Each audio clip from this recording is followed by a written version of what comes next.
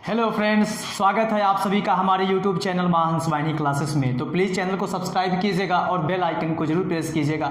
आज की हमारी टॉपिक है एक्सरसाइज 1.1 का क्वेश्चन नंबर 4 और क्वेश्चन नंबर 5 को सॉल्व करवाएंगे। देखिए, इसमें जो हम यूक्लिड विभाजन एल्गोरिथम जो हम आपको बताए थे इससे पहले कि A equal B Q plus R होता है, ये जो हमारा भाज्य होता है ये हमारा भाजक होता है और ये हमारा भागफल होता है और इसे हम शेषफल बोलते हैं। यहाँ पे एक बात और आपको पता होगा कि जो r का मान होता है b के मान से हमेशा कम होता है। r का मान 0 हो सकता है, 0 से बड़ा हो सकता है, लेकिन b से छोटा रहता है हमेशा। ये बात आप नोट कर लीजिएगा। अब देखिए, आते हैं क्वेश्चन नंबर 4 पर। इसमें बोला गया है यूक्लिड विभाजन प्रमेयिका का प्रयोग करके दर्शाइए कि किसी धनात्मक पूर्णांक का वर्ग, आप कोई धनात्मक पूर्णांक ले लीजिए, उसका वर्ग किसी पूर्णांक m के लिए 3m या 3m प्लस 1 के रूप का होता है। जो आप पूर्णांक लेंगे उसका वर्ग जो है 3m या 3m प्लस 1 के रूप का होता है, ये हमको प्रूव करना है। चलिए आते हैं क्वेश्चन पर। देखिए, यहाँ पे क्वेश्चन को सॉल्व कर रहे हैं। अब सॉल्व में लिखे हैं, माना कोई धनात्मक पूर्णांक क्या है, a ले लिए। ठीक, धनात्मक पूर्णांक a ले लिए।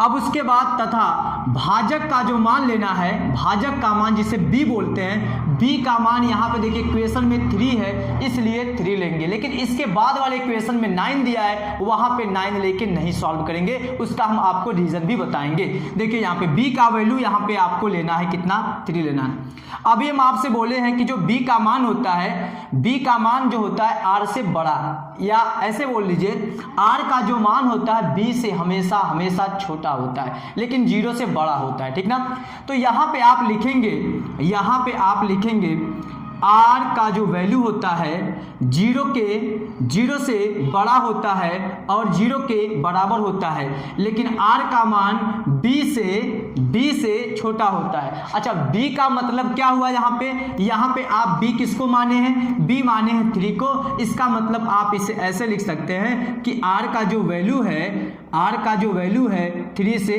कम लेना है और 0 से बड़ा लेना है। अब आप बताइए, जब हम ऐसे लिखेंगे तो r का कौन कौन सा वैल्यू मिलेगा, तो आप लिखेंगे कि r का जो संभव मान हमारा प्राप्त होगा, r का मान 0 मिलेगा, 1 मिलेगा, 2 मिलेगा और 3 तो लेना ही नहीं है। तो देखिए यहाँ पर यूक्लिड विभाजन प्रमेयिका जो है, यूक्लिड विभाजन प्रमेयिका जो हमारा होता है a equal B Q plus R होता है। ठीक है, अब उसके बाद जहां r का वैल्यू आपको लेना है, जहां r इक्वल 0 1 2 3, इसको थोड़ा सा इधर लिखते हैं, जहां r का वैल्यू आपका हो जाएगा 0 हो सकता है, 1 हो सकता है और 2 हो सकता है, r का मान 3 नहीं होगा। अब उसके बाद यहाँ पे हम बारी बारी से r का वैल्यू रखेंगे। r का वैल्यू क्या है, एक बार 0 रखेंगे, एक बार 1 रखेंगे, एक बार 2 रखेंगे। देखिएगा यहाँ a इक्वल b का वैल्यू आप 3 लिए हैं इसलिए आपका हो गया 3q, और उसके बाद ये प्लस r, अभी इसको ऐसे छोड़ लीजिए। जब r का वैल्यू आप 0 रखेंगे, r इक्वल 0, तब a का वैल्यू क्या मिलेगा, a का वैल्यू आपका मिलेगा 3q प्लस 0। r का वैल्यू क्या है 0, 3q प्लस 0। क्या बोला गया है क्वेश्चन में, किसी धनात्मक पूर्णांक का वर्ग। धनात्मक पूर्णांक आप a माने हैं, a का वैल्यू ये मिला, अब उसका वर्ग कर दीजिए। जब इसका आप वर्ग करेंगे बाएं पक्ष का, तो दाएं पक्ष का भी वर्ग करना होगा, क्योंकि इसका वैल्यू जब आप जोड़ेंगे तो 3q आएगा, तो इसका आपको वर्ग करना होगा। अब बताइए यहाँ पे आपका वैल्यू ये जो आया a स्क्वायर इक्वल आ गया 9q स्क्वायर। ठीक है, a स्क्वायर मिल गया 9q स्क्वायर। तो यहाँ पे आप लिखेंगे a स्क्वायर इक्वल, यहाँ 9 में से आप 3 बाहर कर दीजिए, तो बताइए उसे हम ऐसे लिख सकते हैं ना, 3q स्क्वायर लिख सकते हैं। q हमारा क्या है, एक पूर्णांक है। अगर वो पूर्णांक है तो पूर्णांक का वर्ग पूर्णांक संख्या आएगी, उसमें अगर हम 3 से गुणा करेंगे तो पूर्णांक संख्या आएगी। अब देखिए मानना क्या, उसे किसी पूर्णांक m के लिए जो पूर्णांक मिला है उसे आप m मान लीजिए। किसी पूर्णांक m के लिए 3m या 3m+1 के रूप का होता है। तो इसे आप m मान लेंगे तो a² का वैल्यू मिल जाएगा 3 और ये चला गया m में, ठीक ना। तो यहाँ a² का वैल्यू आपका आ गया 3m, ठीक है। माना, यहाँ पे लिखेंगे भी, जिसको आप माने उसको लिखेंगे। माना, क्या माने हैं अब m इक्वल इस क्वेश्चन में इसके लिए 3q²। अब उसके बाद आपको r का वैल्यू बारी बारी से रखना है। एक बार हम दूसरी बार हम 1 रखेंगे, फिर तीसरी बार हम 2 रखेंगे। अब देखिएगा 1 पर निकालते हैं, इसको आप स्क्रीनशॉट ले लीजिएगा। तो r इक्वल 1 पर a का वैल्यू क्या मिलेगा, तो यहाँ पे आप रख दीजिए a इक्वल 3q+1। और जब इसका हम स्क्वायर करेंगे तो a का स्क्वायर इक्वल 3q+1 का स्क्वायर।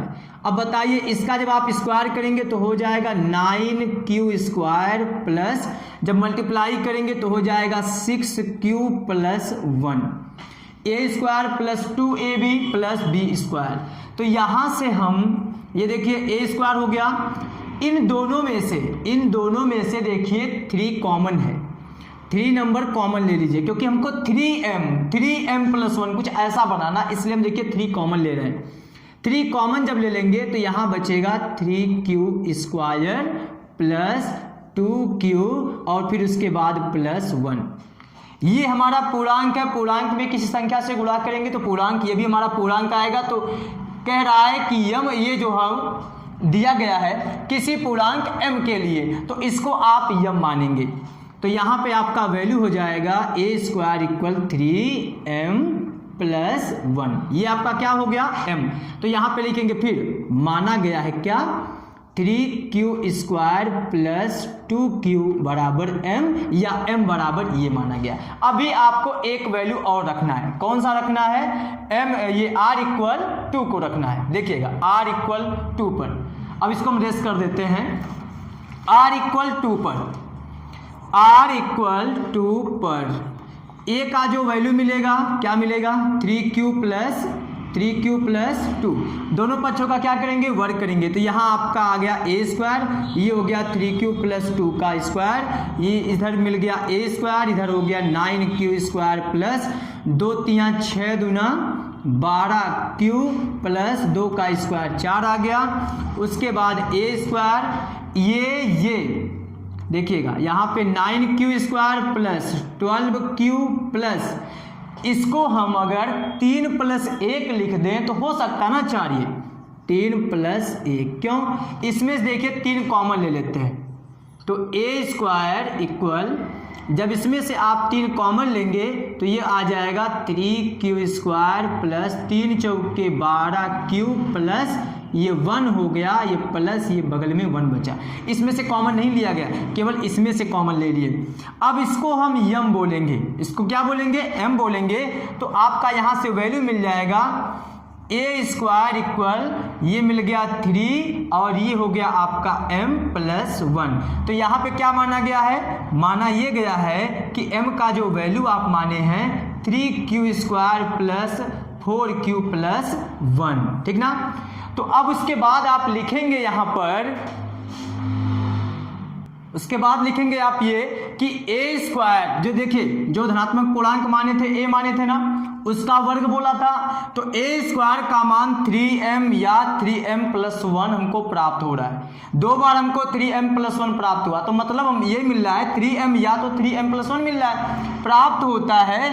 अतः किसी धनात्मक पूर्णांक का वर्ग, किसी धनात्मक पूर्णांक का वर्ग क्या होता है, 3m या 3m+1 के रूप का होता है, के रूप का होता है। अब चलते हैं क्वेश्चन नंबर 5 पर।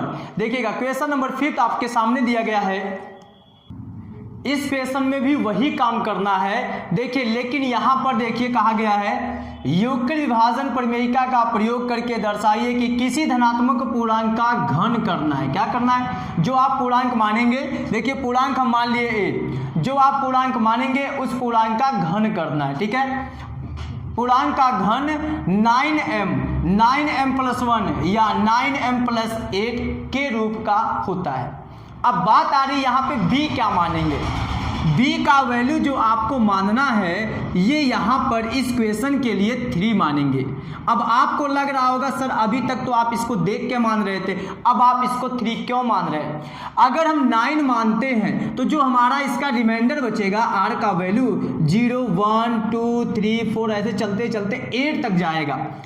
1 से लेके 8 तक मिला के 8 नंबर वो हो गया और 0 को मिला के हो गया पूरा 9 नंबर। तो यहाँ पे हम देख रहे हैं 9 पार्ट नहीं दिया है, केवल 3 नंबर दिया है ना, इसलिए हम r का वैल्यू b का वैल्यू हम 9 नहीं मानेंगे, b का वैल्यू हम क्या मानेंगे 3 मानेंगे। 3 क्यों मानेंगे, क्योंकि इससे जो हमारा वैल्यू प्राप्त होगा, जो हमारा शेषफल प्राप्त होगा वो 0 आएगा, 1 आएगा और 2 आएगा।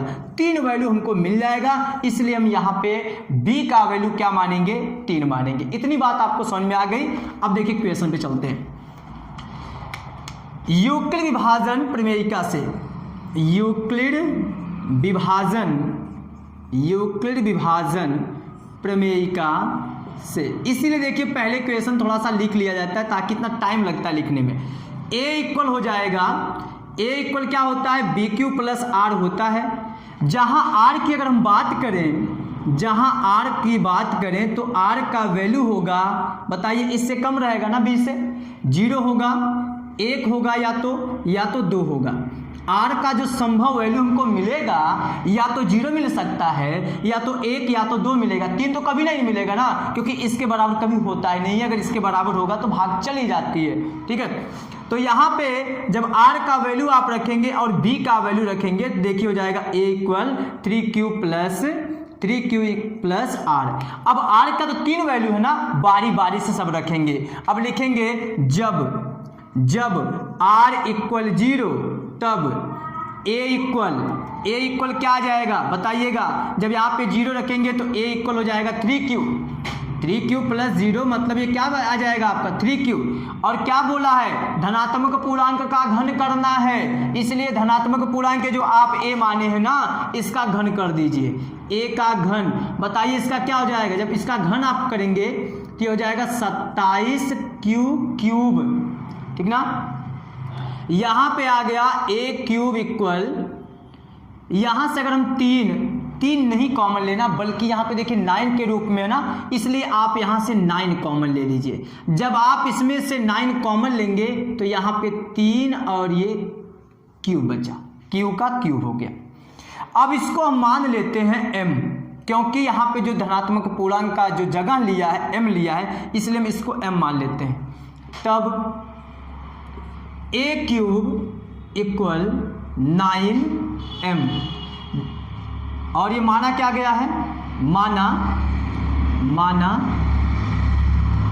m इक्वल क्या माने हैं 3Q³ को m मान लिए हैं, ठीक है।